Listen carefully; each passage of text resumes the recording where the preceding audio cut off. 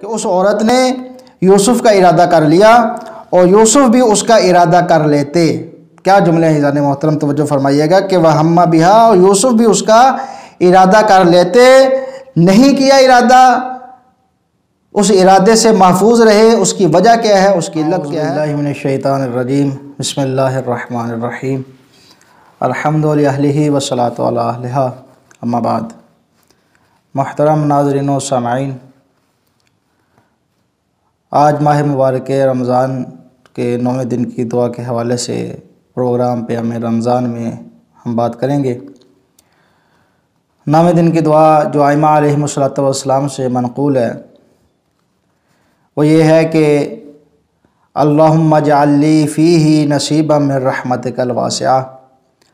واہدنی فیہ لبراہینک الساطعہ وخذ بناصیتی الی مرضاتک الجامعہ بمحبتک یا امل المشتاقین۔ یہ آج کے دن کی دعا کے چیز کا ترجمہ کچھ یوں ہے کہ اللہم اجعل لی فیہ نصیبا من رحمتک الواسعہ، اے پروردگار آج کے دن اور اس ماہ میں میرے لیے اپنی رحمت واسعہ میں سے حصہ قرار دے۔ واہدنی فیہ لبراہینک الساطعہ، اور مجھے آج کے دن اور اس ماہ میں اپنے روشن و منور دلائل کی طرف رہنمائی فرما، اور وخذ بناصیتی الی مرضاتک الجامعہ، اور مجھے اپنی خوشنودی و رضا کی طرف جو تمام خوبیوں اور نیکیوں کا مرکز ہے ہدایت فرما۔ اس دعا کے ضمن میں عزیزان محترم 3 مضامین ہیں کہ جو اس دعا سے نکلتے ہیں۔ ان میں سے پہلا ہے پروردگار عالم کی رحمت واسعہ کا حصول۔ معصوم علیہ السلام ہمیں آج کے دن پروردگار عالم سے کیا طلب کرنا چاہیے، کیا مانگنا چاہیے، کہ جب انسان آج پروردگار عالم سے دعا کرے تو اسے کیا دعا کرنی چاہیے۔ معصوم علیہ السلام اس دعا میں ارشاد فرما رہے ہیں کہ اپنے پروردگار عالم سے آج کے دن تم جو مانگو وہ یہ ہے کہ اللہم اجعل لی فیہ نصیبا من رحمتک الواسعہ، کہ آج کے دن میرے لیے اس ماہ میں اپنی رحمت واسعہ میں سے حصہ قرار دے۔ ہاں عزیزان محترم، انسان کو پروردگار عالم سے اس کی رحمت واسعہ کا سوال کرنا چاہیے۔ واسع رحمت واسعہ کے جو وسیع رحمت ہے، اور کتنی وسیع ہے اس کو پروردگار عالم ہی بیان فرما سکتا ہے، اور خود پروردگار عالم سورہ اعراف آیت نمبر 56 میں اپنی رحمت کی وسعت کو بیان کرتے ہوئے فرماتا ہے کہ وَرَحْمَتِي وَسِعَتْ كُلَّ شَيْءٍ، اور میری رحمت ہر چیز پر چھائی ہوئی ہے۔ اتنی وسیع رحمت ہے پروردگار عالم کی، اور پروردگار عالم کی اس رحمت کے جو اسباب ہیں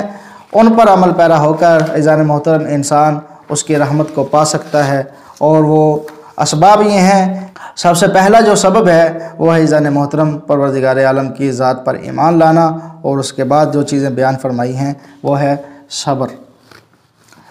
کہ جس کو سورہ بقرہ کی آیت نمبر 155، 156 اور 57 میں پروردگار عالم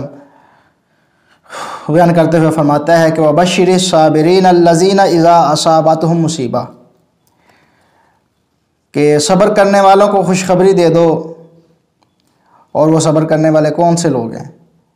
پروردگار فرماتا ہے الَّذِينَ إِذَا أَصَابَتْهُمْ مُصِیبَہ، کہ جب ان پر کوئی مصیبت آتی ہے، جب ان کو کوئی مصیبت آ پہنچتی ہے، جب وہ کوئی مصیبت ان کو گھیر لیتی ہے، تو وہ ایسے بے تکے سے جملے یا فضول سے جملے اپنی زبان پر جاری نہیں کرتے کہ جن کی وجہ سے، جن کے نقصان سے کی طرف انسان عام طور پر عزیزان محترم متوجہ ہی نہیں ہوتا۔ اس لیے کہ بہت سے مصیبت کے وقت انسان کی زبان سے ایسے جملے نکل آتے ہیں کہ جو اس کی ایمان کی تباہی کا سبب بھی بن سکتے ہیں۔ پروردگار عالم ارشاد فرماتا ہے کہ جب تم پر مصیبت آئے تو تم بجائے اس کے کچھ فضول جملے جو ہیں ان کو بیان کرو، ان کو کہو، بلکہ تم اس کی بجائے یہ جملہ کہو انا للہ و انا الیہ راجعون۔ اسی کو پروردگار عالم فرماتا ہے کہ الذین اذا اصابتہم مصیبہ قالوا انا للہ و انا الیہ راجعون، کہ وہ لوگ کہ جب ان کو مصیبت پہنچتی ہے تو وہ فضول سے جملے نہیں کہتے، بلکہ کہتے ہیں کہ بے شک ہم اللہ کے لیے ہیں اور ہمیں اللہ ہی کی طرف پلٹ کر جانا ہے۔ جو ایسے جملے کہتے ہیں مصیبت کے وقت، پروردگار عالم فرماتا ہے اولئک علیہم صلوات من ربہم ورحمہ، یہی وہ لوگ ہیں کہ جن پر ان کے پروردگار عالم کی طرف سے درود بھی ہے اور انہی پر پروردگار عالم کی رحمتیں بھی ہیں۔ اور مولا امیر علیہ السلام رحمت الہی کے اسباب کے متعلق فرماتے ہیں کہ جو شخص پروردگار عالم کی رحمت کو طلب کرنا چاہتا ہے، پروردگار عالم کی رحمت کو حاصل کرنا چاہتا ہے اور یہ چاہتا ہے کہ پروردگار عالم کی رحمت اس پر نازل ہو، امام علیہ السلام فرماتے ہیں کہ رحمت الضعفاء تستنزل الرحمہ، کہ کمزوروں پر رحم و کرم کرنے سے رحمت کے نازل ہونے کو طلب کیا جا سکتا ہے۔ یعنی جو شخص کمزوروں پر رحم کرتا ہے، جو شخص اپنے سے ماتحت پر رحم کرتا ہے، تو پروردگار عالم اس پر رحم کرتا ہے اور پروردگار عالم اس پر اپنی رحمتوں کا نزول کرتا ہے۔ اور مولا نبی علیہ السلام فرماتے ہیں کہ بذکر اللہ تستنزل الرحمہ، کہ ذکر خدا ہی سے اس کی رحمت کے نزول کو طلب کیا جا سکتا ہے۔ یعنی جو یہ چاہتا ہے کہ وہ پروردگار عالم کی رحمت اس پر نازل ہو، وہ اس کی رحمت کے نزول کو طلب کرنا چاہتا ہے، فرماتے ہیں کہ وہ پروردگار عالم کا زیادہ سے زیادہ ذکر کرے۔ اور اسی طرح ایک اور مقام پر فرماتے ہیں کہ بالعفو تنزل الرحمہ، کہ جو شخص اپنے ماتحتوں پر اور جو شخص عفو و بخشش کے ذریعے سے بخشش کرتا ہے، عفو سے کام لیتا ہے، درگزر کرتا ہے، پروردگار عالم کی رحمت اس کو بھی شامل حال ہوتی ہے اور پروردگار عالم کی رحمت اس پر بھی نازل ہوتی ہے۔ یہ ایک چیز۔ اور دوسری چیز کہ جو اس دعا میں جس کا ہمیں سوال کرنا چاہیے وہ ہے وحدنی فیہ لبراہینک الساطعہ، کہ پروردگار مجھے آج کے دن میں اپنے روشن و منور دلائل کی طرف ہدایت فرما۔ روشن اور منور دلائل جو پروردگار عالم کی طرف سے ہیں، ان کی طرف انسان کو ہدایت کی دعا کرنی چاہیے کہ پروردگار عالم ان کی طرف انسان کی ہدایت فرمائے۔ اور ان برہان کی عزیزان محترم، وہ شخص کی جو ان برہان پروردگار عالم جس کی ہدایت فرما دیتا ہے ان برہان، ان واضح اور روشن دلائل کی طرف، پھر وہ بے حیائی اور گناہوں کی آلودگیوں سے آلودہ نہیں ہوتا۔ اسی کو سورہ یوسف آیت نمبر 24 میں پروردگار عالم یوسف علیہ السلام کے واقعے کو نقل کرتے ہوئے پروردگار عالم ارشاد فرماتا ہے کہ وَلَقَدْ هَمَّتْ بِهِ وَهَمَّ بِهَا، کہ اس عورت نے یوسف کا ارادہ کر لیا اور یوسف بھی اس کا ارادہ کر لیتے۔ کیا جملے ہیں عزیزان محترم، توجہ فرمائیے گا کہ وَهَمَّ بِهَا، اور یوسف بھی اس کا ارادہ کر لیتے، نہیں کیا ارادہ، اس ارادے سے محفوظ رہے۔ اس کی وجہ کیا ہے، اس کی علت کیا ہے؟ پروردگار فرماتے ہیں لولا ان رأى برہان ربہ، کہ اگر یوسف علیہ السلام اپنے رب کے برہان کو دیکھ نہ لیتے تو وہ بھی آمادہ ہو چکے ہوتے، لیکن کیونکہ انہوں نے اپنے پروردگار عالم کی برہان کو دیکھ لیا تھا اور دیکھ چکے تھے، اس کا مشاہدہ کر چکے تھے، لہٰذا وہ اس بے حیائی کی آلودگی سے آلودہ نہیں ہوئے۔ تو یوسف علیہ السلام کو کہ اس ماحول میں کہ جس میں تمام گناہ کے مواقع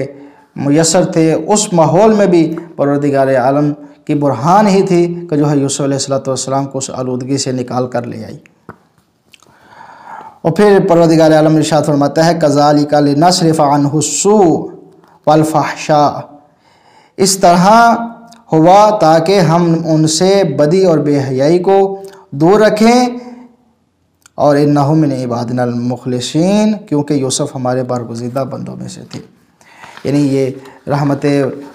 واسعہ، اور دوسری چیز کہ اس کے واضح اور روشن دلائل کی طرف انسان کی جو رہنمائی ہے اس کو طلب کرنا چاہیے پروردگار عالم سے۔ اور تیسری چیز جو ہے وہ ہے وَخُذْ بِنَاصِيَتِي إِلَى مَرَضَاتِكَ الْجَامِعَةِ، اور یہ سب سے اہم چیز اور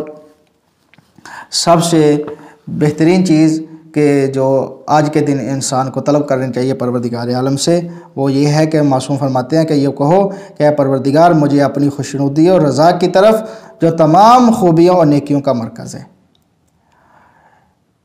اس لیے کہ انسان کوئی بھی عمل اسی مقصد سے، اسی ہدف سے اور اسی غرض سے انجام دیتا ہے کہ وہ پروردگار عالم کے نزدیک ہو جائے، پروردگار عالم کی رضا و خوشنودی اس کو شامل ہو جائے، پروردگار عالم اس سے راضی ہو جائے۔ اسی مقصد سے انسان جو ہے وہ کوئی بھی عمل انجام دیتا ہے۔ تو اسی کو معصوم علیہ السلام فرماتے ہیں کہ پروردگار عالم کی رضا و خوشنودی کو طلب کرو۔ اگر پروردگار عالم انسان سے راضی ہو گیا تو پھر انسان کے لیے یہ سب سے بڑی شے ہے، اس سے بڑی کوئی اور شے نہیں ہے۔ اور دعا کرتے ہیں آخر میں اذان محترم کے پروردگار عالم ہمیں اپنی رحمت واسعہ میں سے حصہ قرار دے اور اپنے روشن و منور دلائل کی طرف ہماری رہنمائی فرمائے تاکہ ہم گناہ کی آلودگیوں سے محفوظ رہ سکیں، اور اسی طرح پروردگار عالم ہمیں اپنی رضا و خوشنودی کی طرف بھی ہدایت فرمائے۔ بحق چہاردہ معصومین علیہم الصلوۃ والسلام، اللہم صلی علی محمد وآلہ اجمعین۔